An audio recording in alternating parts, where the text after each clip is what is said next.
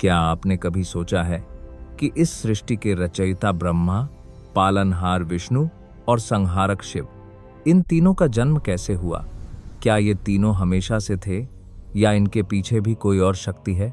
आज शिव पुराण के पन्नों से वो रहस्य खुलेगा जो आपकी सोच बदल देगा। सोचिए, एक ऐसा समय जब न धरती थी, न आकाश, न सूरज, न तारे, न दिन था, न रात, न हवा थी, न पानी। पूरा ब्रह्मांड बिल्कुल खाली था, लेकिन उस खालीपन में भी एक चीज मौजूद थी। वह थी शुद्ध चेतना। शिव पुराण इसे कहते हैं निर्गुण सदाशिव।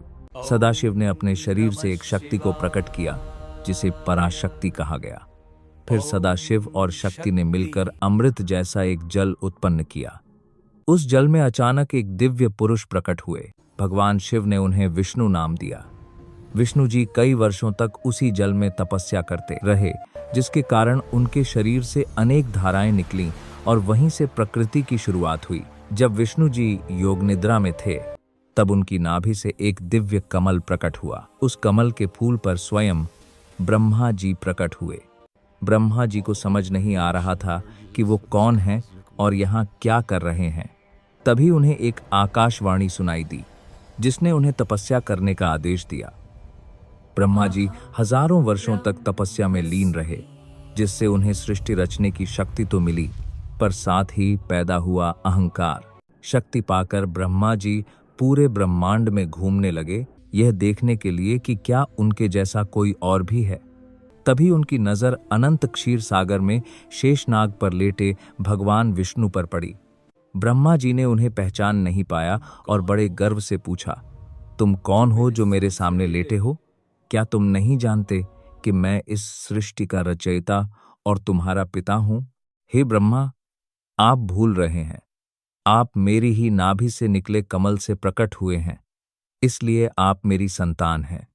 बस यही वो पल था जहां से रचयिता और पालनहार के बीच श्रेष्ठता का युद्ध छिड़ गया।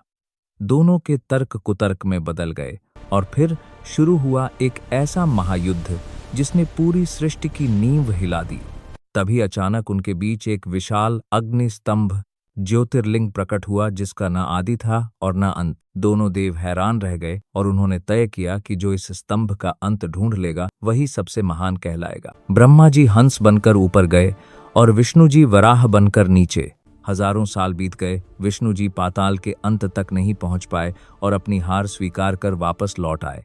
ऊपर जाते समय ब्रह्मा जी को केतकी का फूल मिला, जो स्तंभ के ऊपर से नीचे गिर रहा था।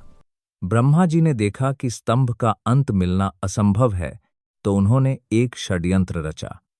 उन्होंने केतकी के फूल को फुसलाया और कहा, विष्णु के सामने झूठ बोल देना कि मैंने स्तंभ का ऊपरी सिरा देख लिया है और तुम उसके गवाह हो। जब ब्रह्मा जी ने विष्णु जी से झूठ कहा, तो उसी समय उस स्तंभ से साक्षात महादेव प्रकट हुए। महादेव ब्रह्मा जी के झूठ से अत्यंत क्रोधित थे।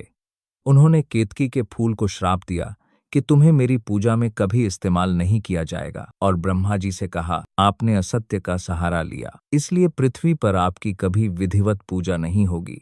तब महादेव ने स्पष्ट किया कि ब्रह्मा, विष्णु और महेश ये तीनों उन्हीं के अंश हैं। महादेव ने आदेश दिया, ब्रह्मा तुम रजोगुण से सृष्टि का निर्माण करो, विष्णु तुम सतोगुण से पालन करो, और मैं स्वयं तमोगुण से समय आने पर संहार करूंगा।